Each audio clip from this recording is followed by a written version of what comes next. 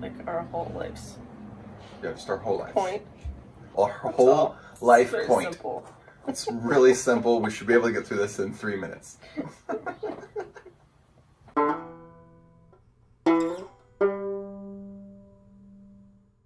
We call this K&E Homestead because I'm Kindra and this is Eric. K&E. K&E. So we tried to do this before, and it was spoiled by some rain, some spillway action. That video is going to go up at the same time as this one, so you can check that one out. But what we want to do is just like introduce you to the homesteading lifestyle that we have, and also the kinds of homestead videos that we're going to have on the channel. We spend most of what percentage of our lives do you think we spend doing homesteading?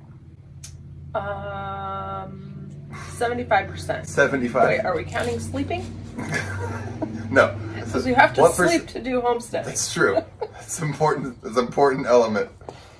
No, not counting sleeping. Of our waking hours, 75%? Yeah. Probably. So, that's why we don't get very many van life videos up in a year or two. What are we doing here? What is this homesteading thing? I mean, the first thing that comes to my mind when you ask the question, what does homesteading mean to us, is quality of life. I think that's something that has made me pursue this dream since I was a little kid. I love to be around nature, around animals, around fresh air. The combination of all of those things with the sustainability of growing our own food and fending for ourselves in a lot of key ways is really appealing to me. It just makes sense to have some life skills that will keep you eating if the food trucks stop coming. Yeah. So we're definitely not preppers. We're not prepping for pick your imaginary apocalypse. We do not have a bomb shelter under the ground. No. So yeah, not so much for prepping. Mostly for lifestyle. Mostly for generating our own food. The quality of food. Being in touch with the land and the where our food comes from. And yeah, sustainable, like organic-ish. But mostly, we're more focused on doing things off of the property. So using the animal manures for soil amendments or things like that. Having a closed loop system. Yeah, that's a good way to put it. Closed loop system. Yeah. Kind of a permaculture concept, kind of a sustainability concept. Yeah. We're not,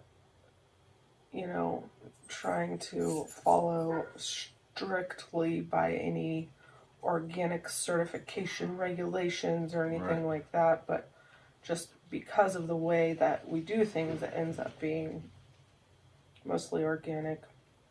Yeah. So that's homesteading for us. Basically, the lifestyle, and we even sometimes pay for that lifestyle, right? Like it's certainly more labor and, maybe not that much money savings, but we don't mind paying for that lifestyle because we enjoy the process and we enjoy living the life. Yes. So yeah, it's mostly just the two of us. We used to have roommates and then, but yeah, we don't have any roommates anymore. It's pretty awesome. It's just the two of us, but that means more work for the two of us, for sure. Yeah. Hence the 75%. Hence the 75%. Yeah. So the plants. It's your department. Yeah, the garden is kind of my department. I end up doing a lot of the gardening stuff for both the annual stuff, but also the perennial stuff. We have a big orchard. Not a big orchard. We have like a 20 tree orchard-ish. Maybe not even that many. Also some cane vines. So the blackberries, the raspberries. With grapevines that produce way too many grapes that we turn into jelly and juice. We have the artichokes, the asparagus, and then the Jerusalem artichokes or the sunchokes as like perennials. And then animal-wise, It's more Kindra's realm. Because I like to shovel shit. That's my specialty. Someone's gotta be good at that. Yep. So the big guys are the horses, and those guys produce manure. And every once in a blue moon, when we have a free afternoon, we'll take them riding, which is a joy. Yeah. We've got chickens for eggs, and they also produce manure, which... They also kick through the horse manure, which is nice. And they're dead end to parasites, so they keep the parasites down in the horse pasture. Yeah. Then we have the goats, which we use for milk and for meat. Most of the does become dairy does, and most of the boys become meat. Pretty much constantly working on thinning our goat herd a little bit, but in order to keep having milk, they got to keep having babies. That's right. Then we got a barn cat out there. Her name is Matilda. She's a feral adopted feral. She's very pretty.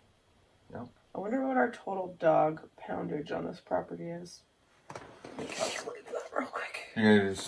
That's Kindra's other specialty. She's the scientist in the group. She was a geological soil scientist, lab manager for a while, and when I need some calculations done or some science worked out, throw it at her. 370 pounds of dog we have on this property. Okay. It's a lot of dog food. So, livestock guardian dogs. Oh gosh, where to start? They're the best. So Django is our younger livestock guardian dog. He's a Great Pyrenees. He's 90 pounds at a year and a half old. He runs around all night, every night, barking at things and scaring predators off. Our other livestock guardian dog is Turk, and he is an Anatolian Shepherd Great Pyrenees cross. Handsome devil. So handsome and also so sweet. He is 10 and a half years old now, so he is getting up there for such a big dog. He's 125 pounds. His head is like this big. But yeah, we have two separate herds of goats. Girls over there, boys over here. And then that's why we have two livestock guardian dogs, right? Is to have one with each group of goats. They're kind of the sentinels for, the guardians for. So, but yeah, livestock guardian dogs. Awesome. Everyone should have one. Even if you don't have livestock. Yeah, you just should get one. No, you have to have property. They like to roam and run around, like I said, barking at things all night. So, yeah, maybe better if you have livestock. Yeah, and live in a more rural setting. Yeah. We got some house dogs. 2 house dogs. Yeah, we got Bonnie because she's a herding breed. Yeah. She's a McNab. But mostly her job, other than just being a lovely pet, is hunting, showing us where the rats exist. Right. She doesn't like to and kill them. Yeah, she doesn't like to kill them. But she does like to point them out. Where is she? I don't know. Should we bring her? Hey, Bonnie, come here. Come here. Come up here. Come here. Okay, so this is the bee. This is the Bonnie bee. And then who else do we have? Kick-a-dizzy. This is the Bernese Mountain Dog, Kick-a-dizzy. Okay, see you. AKA Dizzy. Come here, Diz. Come on up here. Come on up here. All the way up here. Yeah. Okay. Yeah. And she is also, as you can see, a little tiny lap dog. She's the silly baby of the family. House dogs. More dogs. Because we don't have kids, so why not? Dogs. Dogs. That covers the animals that we own and feed and take care of. Sure. Oh my gosh. Are you just gonna stay here? What do you want? You want some belly? Open for business? Okay, get out of here. Go. So what else do we have system-wise? I guess we have like infrastructure stuff mostly. So we have solar panels on the roof, and then we have lots of buildings. We were lucky when we found this place. It had a lot of buildings in addition to the house, the barn. What's going on with the barn? Oh, so many things. So horse shelter. We have one stall in the barn that is, it's called the wood shop. It is called that. What it looks like is a scary den of tools and Cobwebs. It's just kind of a clusterfuck in there. It's true. That's one thing that should be noted, is that this is not going to be the Sunset Magazine version of homesteading. Yeah. These videos. Things are going to be messy. There's going to be some poop. There's lots of poop. There's going to be a lot of poop in this world. Yeah. There's going to be a lot of everybody poops. a lot of messes. Not just me. They know I have dirty fingernails. I have frizzy, poorly groomed appearances. I'm a scruffy-looking fellow. Scruffy-looking nerf herder? What's a nerf herder? That's what Princess Leia calls Han Solo. Oh. Then we have the tack room, which is where you do your hide stretching. Tanning, yeah. Hide tanning. So it's a little scary looking in there too. That's the cat's room. And then we have the third stall in the barn is the kidding stall. So that's where does give birth. That's also where we separate kids from moms at night so that we can have all the milk in the morning. Then we have a chicken coop section of the barn. Then you go into the goat barn, which is its other whole building. Separate building, yeah. We were so lucky to have all these buildings when we bought this property. So the goat barn has the milking parlor and then the goat shelter and feeding area side of the barn. Yeah. Big remodel on that happening. There's going to be some videos about goat parlor remodeling coming up on the channel. Yeah. Yeah, and in between those two buildings, we've connected them and have another stall in there. Oh, yeah, we call it the breeding paddock. And then other buildings, obviously the house, the garage, which is also kind of like a workshop, just kind of a central catch-all area. Generally, the garage is a lot more organized than some of the barn stuff. Right now, it's a little, but. And then we have this cannery room that is pretty essential to the homestead lifestyle for us. Like the cannery is kind of like my she shed because totally. It's where a lot of my magic happens. I mean, we store all of our canned goods in there, and it's also kind of a pantry. Vegetables that keep over the winter go in there, and then I have my soap making workshop in there. And then we have all of our food preserving equipment in there, which is no small amount. So there's every pot of every size for cheese making or bone broth making or canning. And then there's dehydrators, pressure canners, yogurt makers, food mills, crock pots of various sizes, slicers that Eric keeps collecting and we've never used. You guys are going to find out a lot of things about me. We're going to let her on the channel. This is where you learn all Eric's dirty secrets.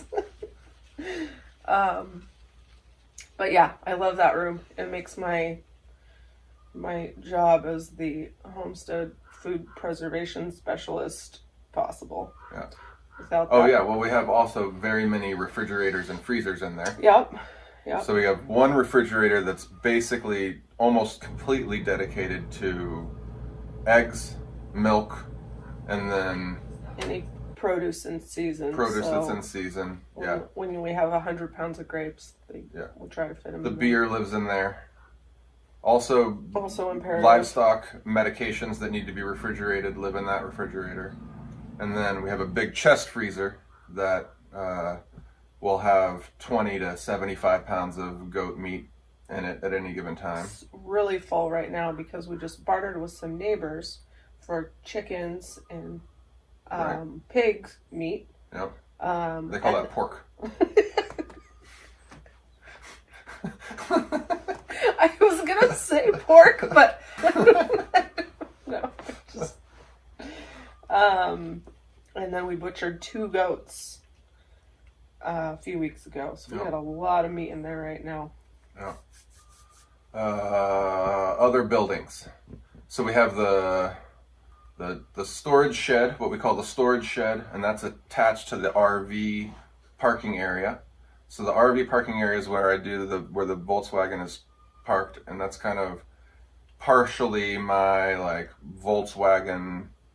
Got a lot of man dens. What do they call those? I have my small, what is this, like 20 by 40-foot she shed, and Eric has like 15 man caves. Man caves scattered throughout the property. Yeah, I need a lot of spots for all these hobbies. So the storage shed and the RV parking spot, and then we have the garden shed, which is like where we store most of the we have a seed starting unit in there where we have like artificial light and heat. It's all insulated. And then, all of our amendments, all the hand tools for gardening, the pots, the blah, blah, blah. And then we have a little tiny, 10 by 12 greenhouse that is up there. That about covers it for the buildings. It's quite a bit, building-wise. We got a lot of roofs. And then other infrastructure, our area has an irrigation ditch system, and it's uphill from us, so we can do a lot of gravity irrigation. And then they have like a spillway. If it overfills, the spillway comes down across our property, which is what I'm doing in the Homestead Introduction Interrupted video, is dealing with that spillway that always wants to go wherever it wants to go and overrun its banks. So we got pond digging happening. That's going to be an upcoming video on the channel for sure, because we've got to control that flow, and we'd like to have a nice water feature on the property. And ducks. We would like to have a couple ducks. I'm just really excited to see how that goes. I like that. We should definitely need to employ some of those. Mm-hmm. And they can be boys too, because I'm not a big fan of the duck eggs. We have plenty of chicken eggs. Plenty of chicken eggs. Yeah. So elsewise, infrastructure-wise, I guess we have the Bobcat. That's a big tool that we got recently. We also have the riding lawnmower with a dump trailer on the back of it that gets a lot of use. Not a whole lot of use for mowing. We don't mow a lot of stuff. I mean, so in the spring. But mostly for just most of the year it's hauling stuff. And then just a myriad of tools and shovels and rope. Yep, that's why we filled all the buildings, because doing all this stuff takes a lot of equipment. Yeah. We're going to start doing a lot more homestead style videos. And those are going to fall into a couple of different categories. So we're going to have like the how-to style videos. Yeah, one of our missions is to, we've been doing this 10 years and we've learned a lot, and we would like to get that information out in the world. We thought the videos would be a way to get info out in the world. Yeah. And as far as how-to goes, you should think of these more as like how we do, because it's not necessarily the best or the perfect. It's certainly not the only. Certainly not the only way. The way that we found works for us. Yeah. So far. Yeah. Or just maybe the first time that we've done something. Like we're going to do this. One of them is going to be about pouring all the concrete for the milking parlor, and that was the first time that we did like a big concrete pour that was that complicated, with all the floor drains and crazy angles and all these slopes and ramps and stuff. Sometimes it'll just be the first time, and we'll make mistakes and share them with you so that you don't have to make the same mistakes. But yeah, this is the how we do, not so much the how to. Then there's kind of like this category of just like cute or fun or random videos. the fun things that happen as a result of the lifestyle. Yeah. Like nature encounters, we had a baby duck that needed rescuing. He just showed up. I assume it was a he. I don't know that we had any evidence. I didn't check for his junk. But this little baby duck just showed up one day, and no parents to be seen anywhere. You have to wait for that video to come out to see how that story ends. But also just like with baby goat videos, we're gonna throw some out there. We'll have no narration or anything, maybe just some music and some baby goats running around. Just like a little zen moment of that. And then just random stuff that happens, like the Homestead Interrupted one that I'm dropping at the same time as this one. This in homesteading, like, you never know what's just gonna come up and be a thing that day. For the whole summer, it was like, we never knew when we were gonna be like fire evacuation Right. on a moment's notice. So We should make a video of our fire evac setup. yeah, our fire preparedness situation, that would be a good one. It's kind of in the how we do category. For the local. Well, and not just for like people in our local area in Northern California would that video be interesting, but also, I mean, Australia has a lot of brush fires, all over the world and United States. We went to Argentina not too long ago. Had a fantastic random time out there. We could share stuff like that. The Mount Rainier trip. We shot a lot of video on the Mount Rainier trip.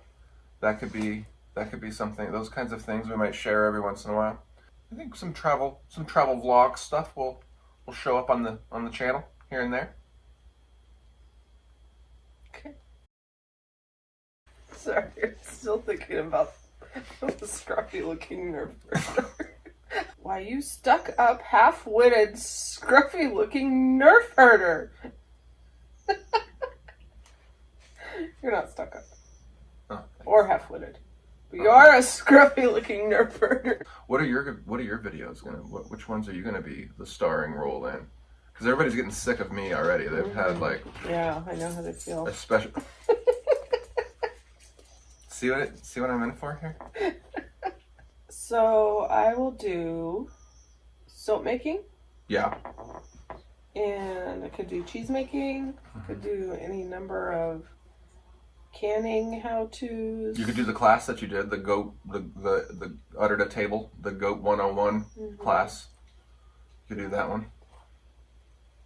Advanced shop vac techniques on the homestead. I am very good with a shop vac. Maybe some homestead in-season recipes and meals stuff. She doesn't give herself credit, but she's a really good cook. She's always finding new and interesting ways to combine all of these random ingredients that we have on the... Yeah, it's pretty fun. It's a fun way to cook, just to have... You have to get pretty creative. So yeah, we're still going to be doing the van life videos. That's still going to be a thing. The foam cabinetry will continue to happen. So we're going to use the channel for all the things that we do, so that we can get more content out, but also fulfill that mission statement, like you were saying, of sharing our knowledge and experience and stuff with people out in the world. Anyway, triple release, this intro, the failed intro, and then maybe a baby goat video. Which one do you think we should do? There's the sleepy time one. Oh, yeah. Maybe sure. We'll go sleepy time baby goat videos. If those are out, the links are up here somewhere, but also in the description. They probably are. They are. The links are up here.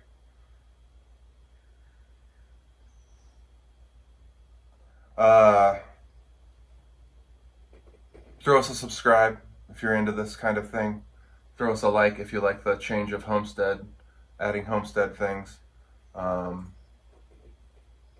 see you next time. Scruffy looking nerf herder. It's going to be a new thing, isn't it? I can't believe I never thought of it before. Well, if you liked that video with this scruffy-looking Nerf herder, then check out some of these other ones that we've done previously or since. Which one of these do you want to watch? What? I thought I was excused. You are, but you haven't left yet.